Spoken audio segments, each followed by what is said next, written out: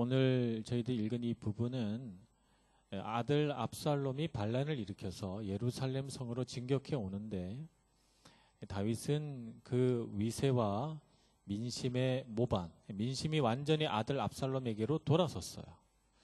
그래서 다윗 왕보다는 아들 압살롬을 더 좋아하는 거예요. 민심이 달라진 거죠. 민심이 바뀌었고 또 아들 압살롬에게는 훌륭한 그 책략가, 말하자면 우리 옛날 말로는 이제 모사라 그래요. 모사꾼 그러면 조금 어감이 나빠지는데 모사 그러면 이제 뭐라 그럴까 계획, 전쟁 계획을 세우고 나라를 다스리고 하는 데 있어서 굉장히 임금에게 좋은 생각을 주는 이런 사람이죠. 책략가. 우리 동양에서는 뭐 제갈공명 이런 사람들이 이제 모사라고 말하죠. 이런 사람이 한 사람 있었어요. 아히도벨이라고 하는 사람인데 대단히 머리가 뛰어나고 사람의 심리를 파악하는데 아주 탁월한 재능이 있고 전체적인 이 뭐라 그럴까요? 싸움의 전세를 파악하는 데 있어서 대단히 뛰어난 능력을 가진 사람이라 이 아히도벨이 계획을 세우면 어떤 전쟁에서도 다 이겼어요. 그 누가 알아요? 다윗이 알죠. 왜냐하면 아히도벨이 다윗의 모사였으니까 말이에요. 그런데 이 모사인 아히도벨이 압살롬에게로 갔단 말이죠. 군대도 더 강해. 백성의 마음도 변했어. 아히도벨도 압살롬 편에. 모든 상황이 최악의 상황이 되었어요.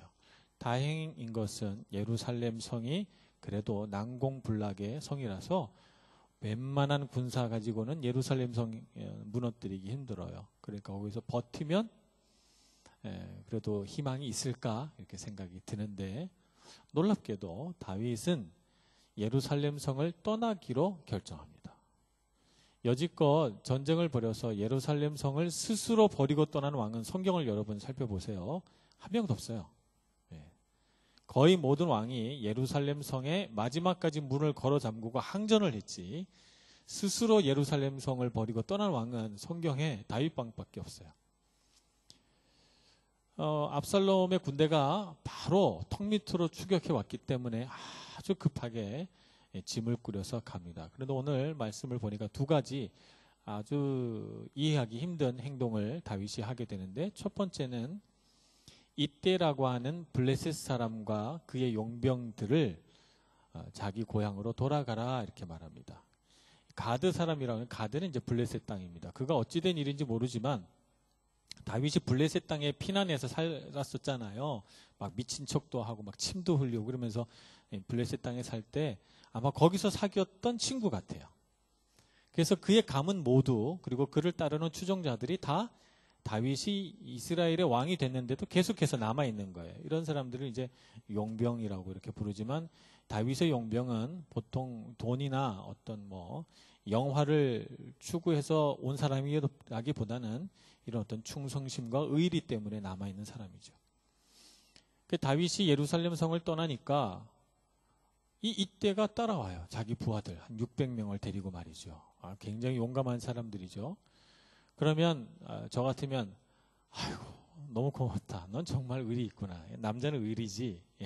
이러면서 제가 가자 이렇게 했을 텐데 다윗은 그렇게 하지 않아요. 그렇게 하지 않고 돌아가라. 왕에게로 돌아가라. 왕이라고 지칭하는 그 사람이 누구예요? 아들 압살롬. 벌써 다윗은 자기가 왕이 아닌 것처럼 행동해요. 왕에게로 돌아가라. 아들에게로 가라. 너는 이스라엘 사람도 아니고 너는 이방 사람이니 너의 고향으로 가도 되고 너가 원하는 곳으로 가도 된다. 나는 이제 나그네 길 떠나고 언제 다시 일로 다시 돌아올지 모르는데 나처럼 나그네 되지 말라. 이렇게 말하면서 떠나보냅니다. 참 놀랍죠. 다윗이 가지고 있는 어떤 인품, 그의 어떤 성숙한 성품 이런 것들을 엿볼 수가 있어요.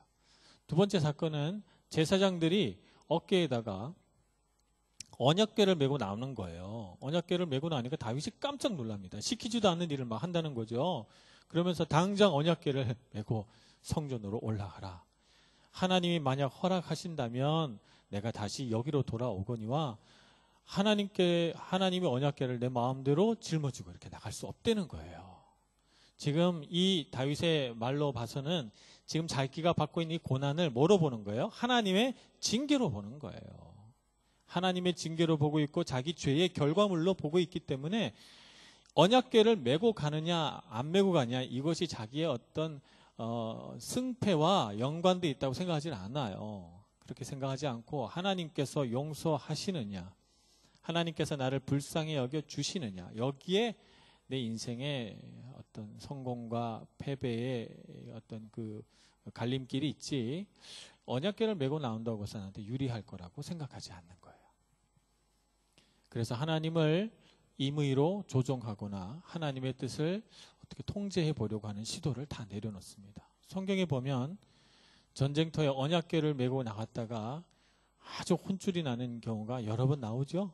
언약궤를 메고 나갔다가 하나님을 내가 원하는 대로 한번 조종해 보려고 전쟁터에 언약궤 메고 나갔다가 사무엘상에 보면은 홈리와 비느하스까지 다 죽게 됩니다. 그런 사건 우리가 기억하죠.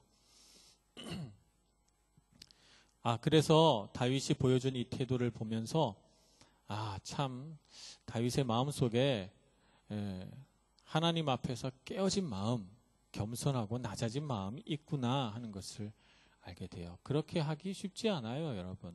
이 위기 상황이 왔는데 내가 취할 수 있는 모든 행동을 다 취해서 나한테 유리한 상황을 만들려고 하잖아요. 내가 동원할 수 있는 모든 자원을 다 동원해서 내 마지막 남은 힘까지 다 쥐어짜려고 하지. 그래서 어떻게든 싸워보려고 하지. 하나님이 내리신 징계구나. 이건 죄의 결과물이야. 그래, 그냥 여기서 아무것도 하지 말고 그냥 죽자. 이렇게 하는 사람은 없잖아요. 그죠? 다윗의 마음은 그 마음이에요. 깨어진 마음. 그래서 우리가 다윗의 일생을 통해서 우리가 정말 배워야 할 한 가지를 고른다면 이 다윗의 깨어진 마음이다. 이렇게 말할 수가 있어요. 이것이 쉽지가 않은데 여러분이 일평생 하나님 앞에서 계속해서 도전하고 배우고 깨트려 나가야 할 것이 바로 이 깨어진 마음이에요. 이 깨어진 마음은 하나님 앞에서 죽는 마음이고 하나님 앞에서 죽는 마음이야말로 바로 하나님께 순종하는 아주 순전한 믿음이다. 이렇게 말할 수가 있습니다. 오늘 오전에 우리가 하나님의 주권에 대해서 말씀을 묵상했는데 바로 이 깨어진 마음이 뭔가 하면 하나님의 주권에 자신을 굴복시키는 마음이다. 이렇게 우리가 말할 수 있겠습니다.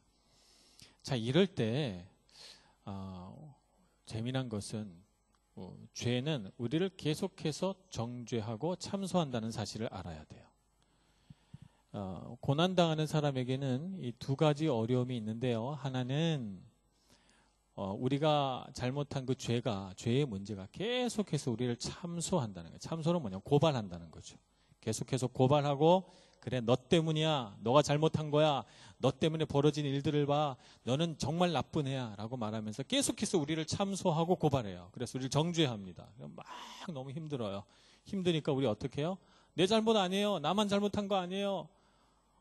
왜 나한테만 그러세요? 뭐 이렇게 되는 거예요. 그러면서 책임 전가하고 변명하고 합리화하고 우리 할 수 있는 모든 방법을 다 해보려고 하죠.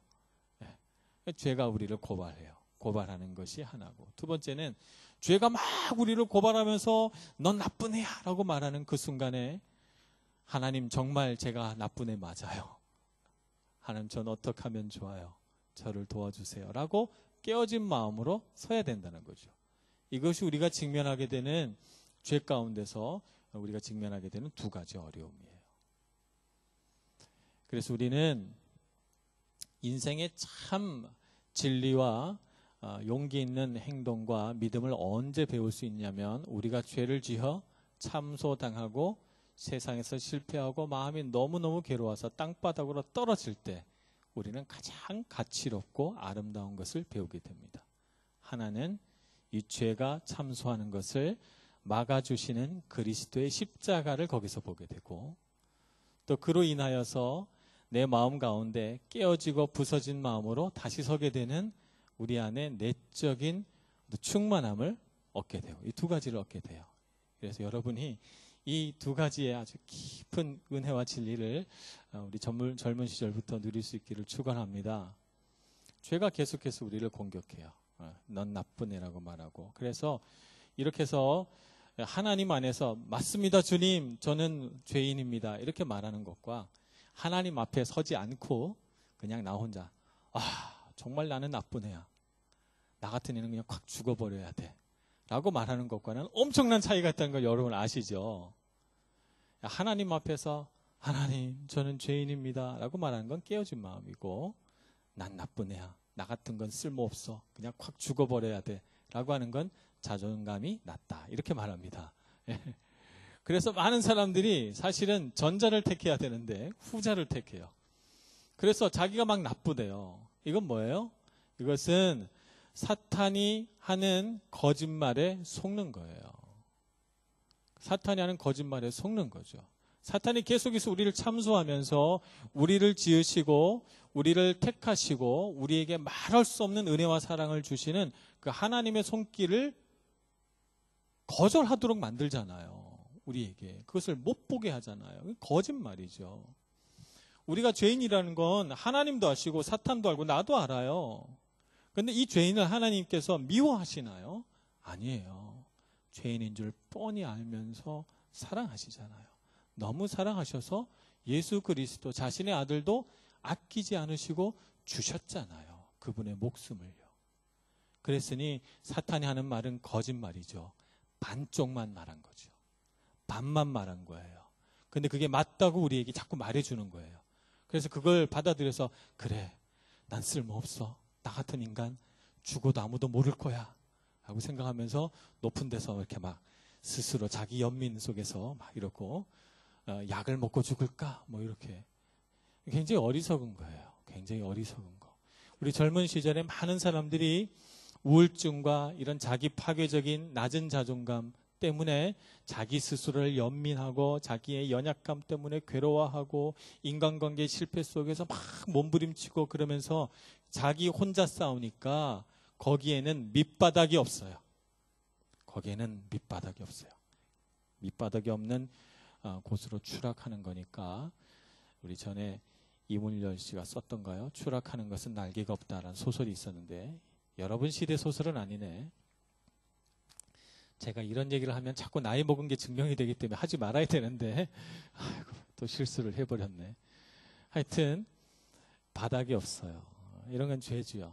죄 가운데 팍 추락하니까 이 자존감이 낮으니까 바닥이 없다는 게 엄청난 공포심을 줘요. 사람에게. 그래서 한번 이런 자기 파괴적인 자기 연민이나 혹은 자기 정죄에 빠져들면 우울증에 들어가는 거예요. 여러분 해외에서 이렇게 생활하다 보면 뭐 우리를 사랑해주는 부모의 따뜻한 손길 기대하기 어렵고 서로 다 성공하고 여기서 뭔가 이룩하려고 막 경쟁하다 보니까 막 마음이 메말라져요. 그래서 뭐 실수를 용납해 주지 않잖아요. 세상은. 실수하면 너는 부족하니 도태. 뭐 이렇게 되는 게 세상의 원리니까 여러분이 그동안 용납받고 사랑받고 따뜻하게 크다가 해외에 나와서 막 너무 상처받는 거죠. 그렇지 않아요, 여러분. 그건 사탄이 말해주는 반쪽짜리 진리고 반쪽짜리 진리는 거짓말이다 하는 것을 알아야 합니다. 진실은 하나님은 우리를 사랑하신다라는 것입니다. 우리 죄에도 불구하고 우리 죄를 모르지 않아요. 그 죄에도 불구하고 우리를 사랑하셔서 우리로 하여금 어떤 사탄의 참소와 정죄에도 불구하고 우리를 의롭다 여기시는 주님이시다 하는 걸 알아야 합니다. 그래서 그분의 그 은혜의 빛 가운데서 다시 우리를 봐야 돼요. 그래서 하나님 저는 정말 죄인입니다. 주님이 없다면 나는 심판에서 벗어날 수 없는 존재인데 이렇게 부끄럽고 이렇게 연약하고 이렇게 어리석은 사람을 사랑해 주시다니 그것도 아들의 생명값으로 나를 살려주시다니 정말 감사합니다 라고 하는 것이 깨어진 마음이에요. 그래서 그 마음이 있기 때문에 내 인생에 잘 되고 못 되는 것은 하나님 손에 있지 내가 막 노력하고 막 그래가지고 뭔가 내 인생에 어떤 중대한 변화가 일어날 거라고 생각하면 안 돼요. 특히 죄의 문제는 그렇습니다. 어떤 목사님이 이제 예로 드시기를 죄의 문제는 이런 거예요. 차가 가다가 수렁에 빠졌어요. 수렁에 빠져서 바퀴가 이렇게 공회전을 해요. 헛돌아요. 그러면 이 차가 현대자동차인지 기아자동차인지 뭐 BMW인지 르노인지 상관없어요. 엔진이 뭐 몇 마력인지 몇 cc인지 소용없어요. 아무리 엑셀을 밟고 기를 쓰고 나오려고 해도 나옵니까? 못 나와요. 못 나와요. 죄라는 것이 그래요. 내가 노력해서 죄를 이길 수 있다면 노력하지요. 노력하면 할수록 더 깊이 빠져드는 것이 죄거든요. 어떻게 해야 돼요? 건져내야 돼요. 차를. 건져내면 막 공회전할 때 그 에너지에 뭐 10분의 1, 20분의 1만 탁 엑셀을 힘을 줘도 차가 그냥 붕 잘 갑니다. 그러니까 많은 사람들이 어떻게 에너지를 낭비하느냐 하면 하나님 앞에서 이 문제를 해결하려고 하지 않고 자기 이 죄의 문제 혹은 자기 연약함과 자기 연민의 문제를 자기 힘으로 이겨내려고 막 수렁에서 막 엑셀을 밟는 거예요. 수렁에 빠져서. 아이고, 너무 안타까워요. 그러면 안 돼요, 여러분은. 여러분은 수렁에 빠졌을 때 막 자기 힘으로 헤어나오려고 하면 결국 완전히 기진할 때까지 에너지 다 쓰고 그리고 나서 수렁에서 못 나와요. 절망이죠, 절망. 그렇게 하지 말고 여러분이 수렁에 빠져서 막 사탄이 참소하고 정죄하고 여러분의 마음을 막 공격하거든 얼른 주님 앞에 나와야 됩니다. 예수 그리스도의 피로 사탄을 향해 선언해야 돼요. 너 악한 사탄은 내 마음을 정죄하고 나로 하여금 멸망의 자식이라고 비웃고 참선한 너희 모든 말을 거두고 떠나갈지어다. 선포해야 됩니다. 예수 그리스도 이름으로 선포하고 쫓아내야 돼요. 그러면 우리는 수렁에서 이렇게 건져지는 거죠. 그래서 예수님의 십자가 그래서 굉장히 중요합니다. 건져진 우리는 힘을 조금만 주님께서 주시면 금세 갈 수 있어요.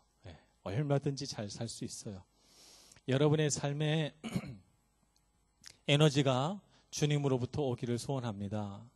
세상은 우리에게 계속해서 실패의 딱지를 붙여주려고 해요. 우리가 조금만 실수하면 딱지 붙여주고 우리가 조금만 잘못하면 너 잘못했지 딱지 붙여주고 그래서 세상은 성공한 것처럼 보이는 사람들의 잔치를 만들려고 합니다. 그러나 여러분 세상에 잘되고 못되는 것은 다 하나님의 손에 있다는 것을 아시기 바랍니다.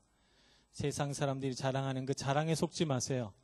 여러분은 하나님 손에 붙들려서 얼마든지 아름답게, 얼마든지 능력 있게, 얼마든지 귀하게 쓰임 받을 수 있다는 사실을 아시고 실패에도 불구하고 계속해서 앞으로 나아가시고 여러분 마음속에 참소하며 여러분을 넘어뜨리려는 어떤 사탄의 공격에도 속지 마시고 믿음으로 이겨내시는 여러분들 되시기를 바랍니다.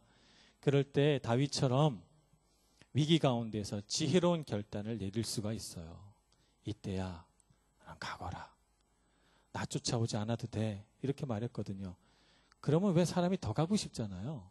오지 말라 그러면. 그래 이때가 감동받아가지고 죽으라고 다윗을 쫓아다니는 거예요. 목숨을 걸고. 평생의 동지가 되고 나중에 압살롬 군대를 반격할 때 이때가 최선봉에 서요. 그래서 목숨을 다해서 다윗 왕을 위해 헌신을 하죠. 그렇게 돼요. 자, 언약궤를 다 돌려보냈어요. 나는 하나님께 구원받아야지 언약궤 데리고 나와서 더 하나님을 조종하려고 하는 이 죄를 범할 수는 없다. 그래 돌려보내요.